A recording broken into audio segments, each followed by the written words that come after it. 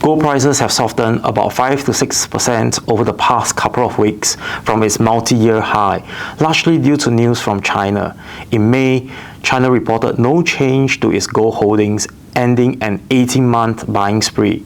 While it is not unusual for China to pause its gold purchases, especially after a significant rally in prices, in fact, what's more unusual is that they were buying consistently for such a long period. Another factor affecting gold prices is the Federal Reserve's outlook. The FOMC's latest dot plot in June indicates only one rate cut for 2024. This keeps the high for longer narrative alive and weighs on market sentiment for precious metals like gold.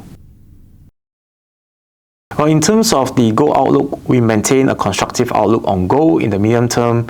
This optimism is driven by several key factors. First, we anticipate that central banks worldwide will continue to ease monetary policy, which historically supports gold prices. Some of the major central banks in the developed world, including the European Central Bank, the Swiss National Bank, the Bank of Canada, have already lowered policy rates.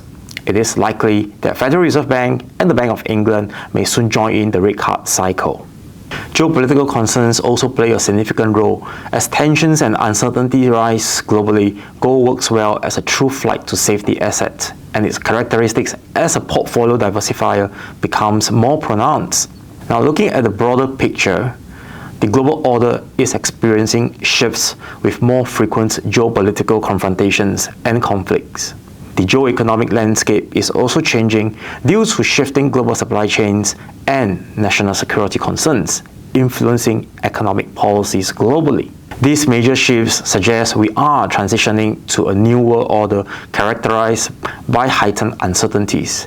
During such times, there is often increased demand for a more independent and stable store of value that isn't subject to political polarization.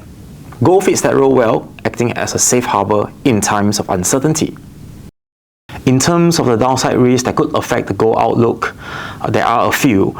So for the first one, gold is often seen as a safe haven asset during times of economic uncertainty or instability. If the global economy is strong and stable, or there is a sharp wind down of geopolitical tensions, investors may move away from gold, leading to a decline in prices. Now, central banks hold significant gold reserves. Central banks around the world now hold more than 35,000 metric tons of the metal, about a fifth of all the gold ever mined. And their buying or selling activities can have a substantial impact on prices. Now, if central banks sell off their gold reserves, it can lead to a surplus in the market and cause prices to decline. Finally, central bank policies and cost of opportunity is important. If there is delay to interest rate cuts or no easing of monetary policies, or even a case of interest rate increases, then the prices of gold can potentially come under pressure.